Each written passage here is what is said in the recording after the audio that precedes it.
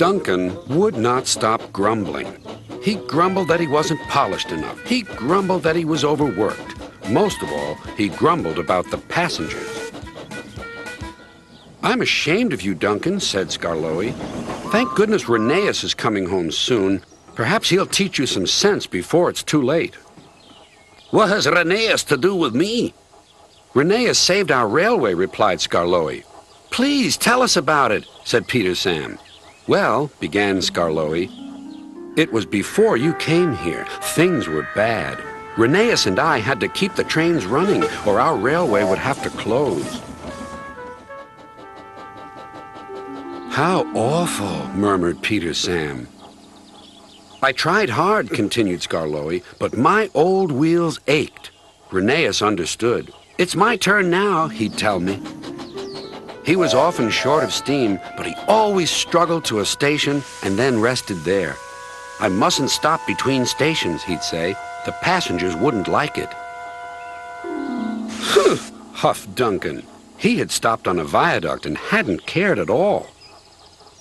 "Passengers," continued Skarloey, "get cross if you stop at the wrong places. Rheneas stopped in the wrong place once, and this is what happened." One wet and windy afternoon when the rails were damp, Rheneas was traveling home with a full train. There were even passengers in the caboose. It wasn't a comfortable ride at all. Rheneas's wheels kept slipping, and it was a steep climb.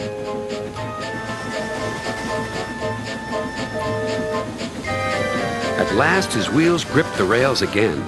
The worst is over, he thought. Now we're away.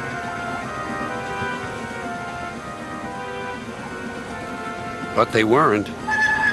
I got a cramp, he groaned.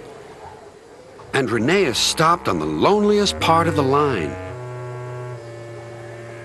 His driver examined him carefully.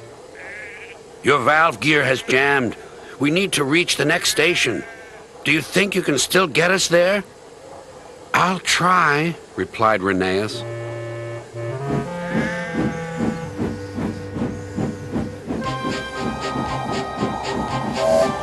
Rheneas did his best.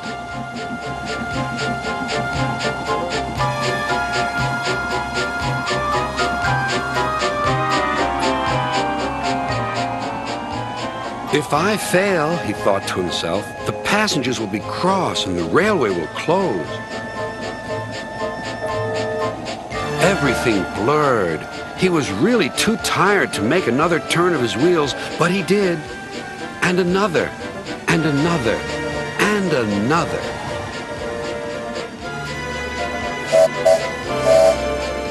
Finally, tired but triumphant, Rheneas reached the station.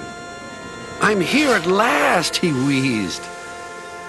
"Thank you for getting us home," said the passengers. "We'll tell all our friends what a fine railway this is." His driver was delighted. "You're a gallant little engine," he said to Rheneas. "When you're rested, we'll mend you, so you'll be ready for tomorrow." And, smiled Skarloey, Rheneas always was ready for tomorrow. "Thanks for telling us about him," whispered Duncan. "I was wrong. Passengers are important after all." The next day, Rheneas came home. All the engines were there to greet him. Edward pushed his truck to the siding, where he was lifted onto his rails. This was the signal for a chorus of whistles from engines large and small. Everyone was happy, and Rheneas was the happiest of all. "You know," he whispered to Skarloey, "this helps a little engine to feel that at last he has really come home."